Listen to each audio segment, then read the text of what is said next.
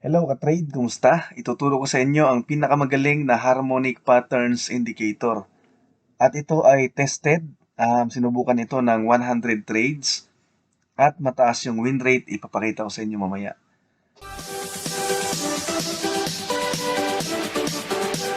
So ang harmonic patterns, so ito yung mga patterns na nabubuo ayon sa sukat ng Fibonacci retracement. So bumubuo siya ng mga butterfly pattern, mga bat. So meron akong video nito, tinuro ko ang tungkol sa harmonic patterns. Okay, so example, ganito yung mga pattern na nabubuo. Ito, parang butterfly. So nagkaroon siya ng sell signal. Okay, so makita natin, dito ka magsisell. So maganda. Maganda yung win rate nito. Itong indicator na ito ay libre sa TradingView. At ang kagandahan kasi meron din siya mga sukat kung saan natin ilagay yung take profit natin. Example ito, nagkaroon ng buy signal dito kasi nabuo itong pattern na ito. So dito ka magbabuy.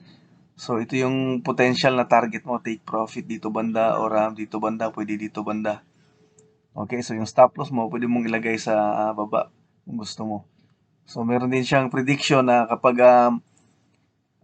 nag-failed itong signal na ito, pwedeng magkaroon ng bagong pattern dito. So pwedeng dito ka mag-buy ulit. Okay, so may guide na pinapakita. So ito ay back-tested. So ginawa ito sa loob ng 100 trades at ang result ay napaganda. Yung total na profit gamit ang indicator na ito ay 1,339.41%. So sa isang daang trade, 75 yung wins at 25 yung loss. So 75% yung win rate. At ang kagandahan, mataas yung win rate, 75%, mataas pa yung risk-reward ratio. So yung profit factor niya ay 6.56. So kapag mas mataas sa 1 yung profit factor mo, so profitable, ito ay umabot ng 6.56. Kaya sobrang profitable siya.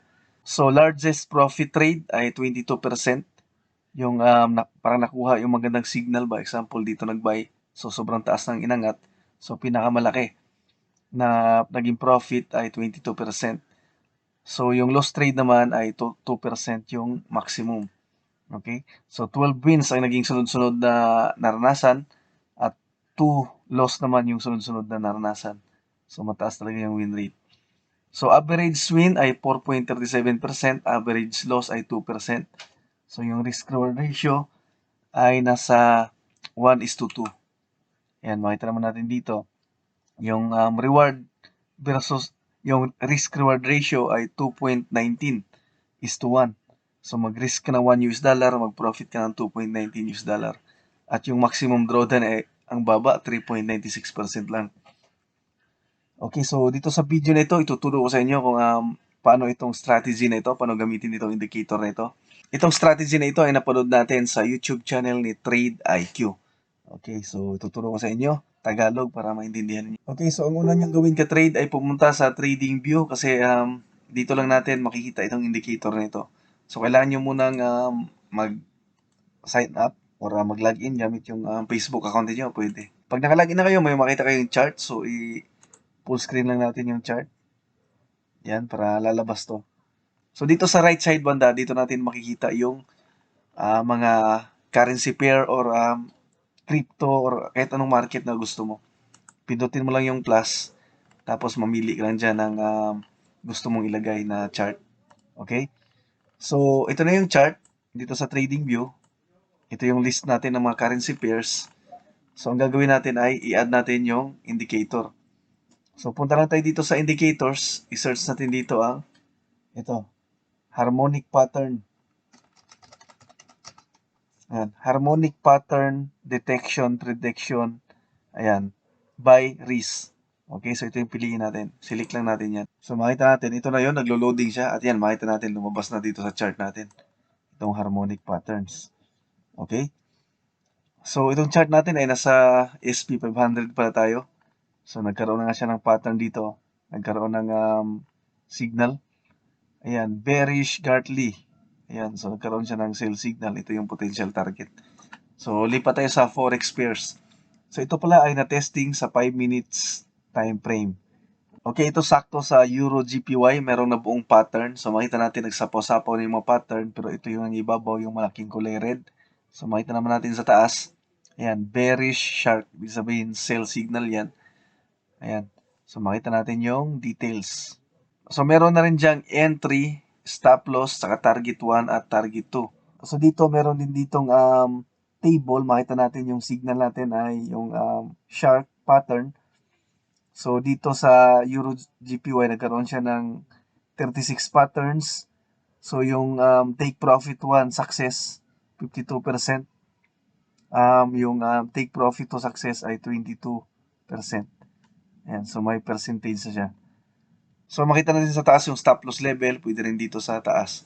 So, kung gagamitin natin tong tools na to, short position, makita natin yung risk-reward ratio. Ayan. Example, dito tayo mag-sell. Okay?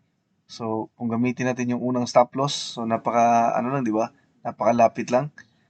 Tapos yung take profit, example, dito yung take profit, TP1. So, yung risk reward ratio ay 5.61. So, kung dito, umabot siya dito, yung risk reward ratio ay times 10. 1:10. So, maganda ilagay yung stop loss dito sa taas banda. Tapos, kahit dito ka lang sa TP1, pwede ka na mag-profit ng yung risk reward ratio mo ay 1:3. So, magandang setup niya ng trade. Okay, ito ang trading rules ng strategy na ito kung paano ito gamitin sa pag-trade. So, ito yung example natin, itong pattern na ito, itong bullish bat, itong kulay red. Ibig sabihin ng bullish buy signal. So, unang-una, dapat itong label na ito nasa baba ng price, action, or ng price, or ng mga candlestick. Okay, so zoom in natin. So, ito yung, dito nagkaroon ng signal. Tapos, dapat yung label ay 90% yung total score, pataas. So, makita natin 91.5. So, pasok yan. So, ang next na confirmation bago mag-open ng trade, so ito yung signal candle. So, dapat yung next candle magkaroon ng engulfing pattern. So, ganito ang bullish engulfing pattern. Example, ito yung previous candle, nandito yung signal na buy. So, dapat itong next candle, ito ay bullish candle na mag-close dito sa taas ng previous candle. Nandito lang siya nag-close. So, ito nandito nag-close sa taas. So, bullish candle siya. Tapos, yung length or yung laki ng body nitong candle na ito, mas malaki or kayang tabunan itong previous candle. Okay? Tapos, nag-open siya. Dito siya nag-open. Pwede nag-open dito sa previous close o kaya dito sa baba. Ayan. So, importante, mas malaki tapos nag-close sa taas. Yun yung buy signal. Kapag sell naman, so baliktad. Okay? So, ito yung green. So, ito naman yung red. Mas malaki yung pababa. Yun naman ang bearish. So, kung titingnan natin, so ito yung bullish engulfing candle natin. So, mas malaki siya dito sa kulay red. Kaya, pasok itong buy signal nito. So, makita naman natin, dire-diretso siya pataas. At kung sukatin natin yung risk reward niyan, ayan, makita natin, lagyan natin dito. Ayan o. So, naglagay lang ng stop loss dito banda. So, napakaganda. 1:6. Example, dito lang yung TP mo dito banda. So, dumiretso pa pataas. Yan. Makita natin. Halos 1:10 yung risk reward ratio. Kaya maganda talaga to. Nakakuha mo yung simula ng trend or yung pinakababa. Okay? So, ganito naman kapag sell signal. So, makita natin meron ditong bearish bat at yung total score ay 96. Ayan. So, ito yung signal candle. So, ito yung bearish engulfing. Okay? So, mas malaking kulay red kaysa dito. So, yan yung entry mo. Diyan ka magsisell. At maganda yung profit. Yan. So, maganda yung risk-reward ratio. Halos nasa 1:2 to. Okay, so ganun lang kasimpleng gamitin. So, ang strategy naman dito sa stop loss at take profit na ginagawa doon sa pag-test ng 100 trades at 75% yung win rate. So, example, ito yung buy signal. Example, dito nag-buy. Okay? So, dito yung stop loss. So, ang ginagawa niya, example, SL ito. Ang ginagawa niya, minamarkahan niya lang dito, pero hindi niya siniset yung TP. So, hindi niya manalagyan ng TP. Kasi kapag, example, dito nag-buy, so, tumaas yung price, so, nandito na yung price, nandito na. So, itong SL niya, So, inaakyat niya dito banda. So, ito na ngayon yung bago niyang SL. Di ba? So, maglalagay naman siya ng line dito. So, panibagong target. So, hindi na TP, target na. So, kung diretso pa siya pataas, ayan. So, nandito na ulit yung price. So, yung SL niya, ililipat niya naman dito. Ayan. Basta't 1:1 lang lagi yung pagitan ng SL. Ito yung bagong SL.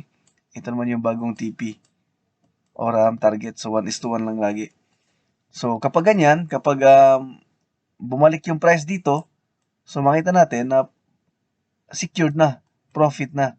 Kasi, profit na yan, may kinikita na kasi dito lang siya nag-buy eh. Ito lang yung entry niya eh. Tapos, itong price na ito, so profit na yan kasi nandito nalagay yung SL niya. Okay? So, kung dito pa lang ma-loss, example, dito nag-buy, ito yung SL, ito yung unang target. So, tumaas yung price, nandito, so sinet niya yung SL niya.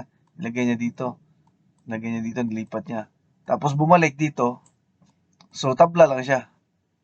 Ma-close na yung trade niya, break even lang kasi dito siya nag-buy, nandito na yung stop loss niya, walang lugi. Pero kapag dumiretso pataas, so free trades na yan. Libreng trades niya, kaya pwedeng makuha yung mataas na pag-angat. Okay, so yun ang strategy doon sa pag-backtest ng 100 trades. Subukan nyo itong strategy na ito ka-trade. Libre lang naman ito, walang bayad. I-try nyo muna sa demo account bago ninyo i-apply sa live account ninyo. So yun lang, maraming salamat sa panonood. Huwag nyo kalimutang mag-subscribe sa YouTube channel ko.